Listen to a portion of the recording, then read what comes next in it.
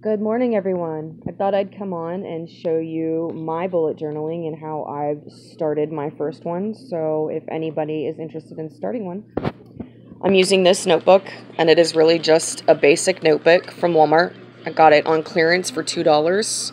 Otherwise, I'd probably be just using a spiral bound notebook. But since I had these, I went ahead and did it in this. And as you can see, it's just a basic. There is nothing special about this.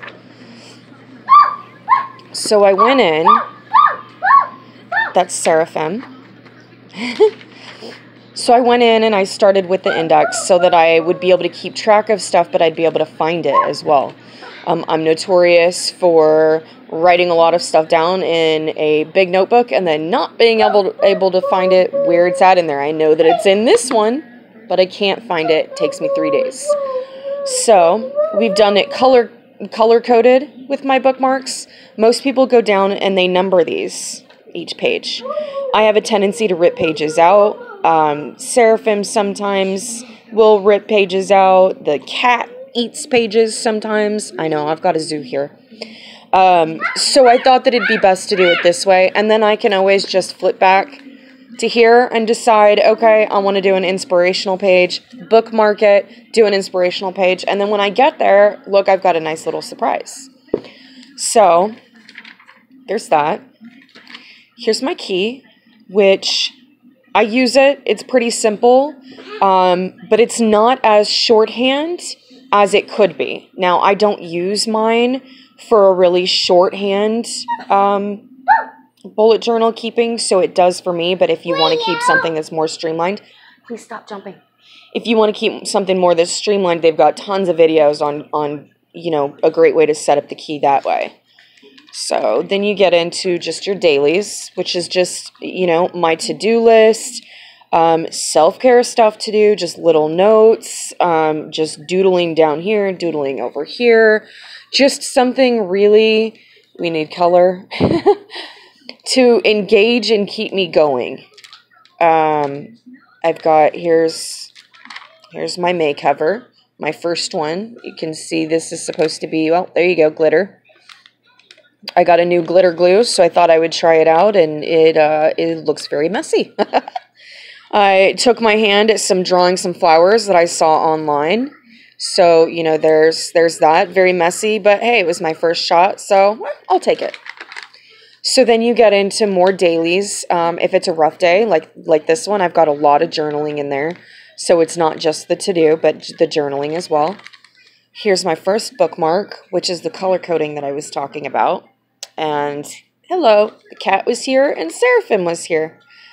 These are the pages that I also like to flip open to. It reminds you of you and your kid doing it together. Here's a saying that I came across. Yesterday is heavy, put it down. With PTSD, you tend to carry around the past every day, every time that you're triggered. And it gets hard. So when you see things like this that you can read every day, when you're triggered, it's more likely to come to the front of your brain instead of saying buried, because you see it so often. So I'm hoping that seeing this more, once I get triggered, I'll be able to say, okay, this is not here, this is not now. I'm way past this, and just drop it and put it down. So there's some more dailies. Here's aha moments. Things that made me think about the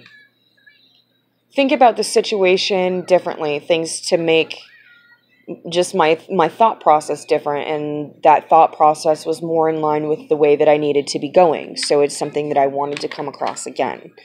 Anti-bucket list, instead of being things that I want to do, it's things that I don't ever want to do again. No more self-doubt. No more diets. Healthy living only. Yes! And then May notes. I had to cover this because it's got some details in there that everybody doesn't need to know. But May notes.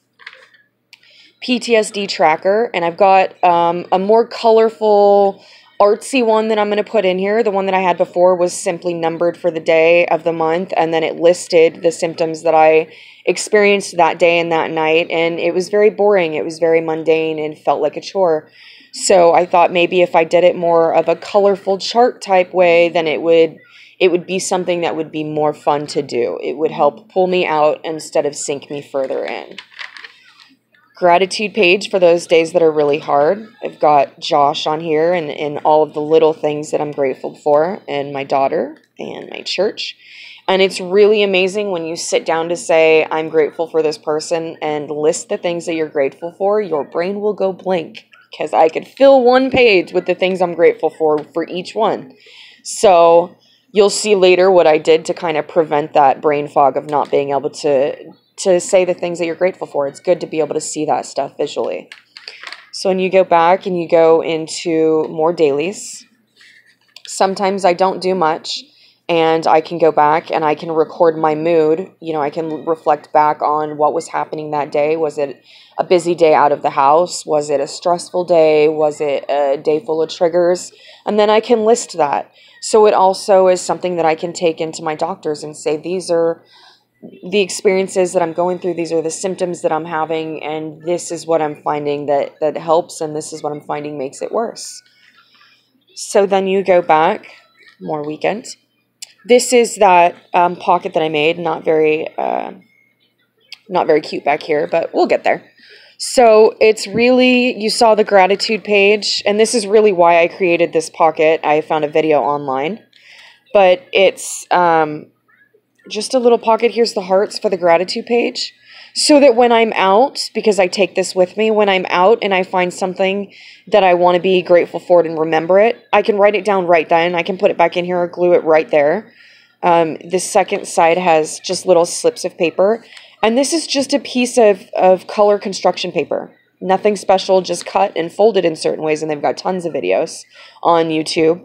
Another piece of construction paper just to kind of jazz it up a little bit with color. And then this is an old doily from...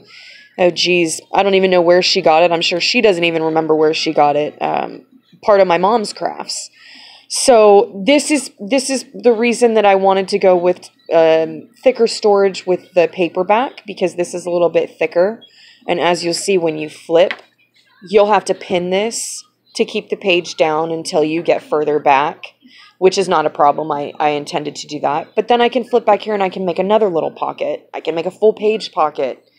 You can clip all kinds of things in here if you needed to, put stickers, you know, but I just wanted something that I didn't have to follow any rules. I didn't have to use it in any certain way, but it was generally geared to keeping a chaotic life in a more simple manner.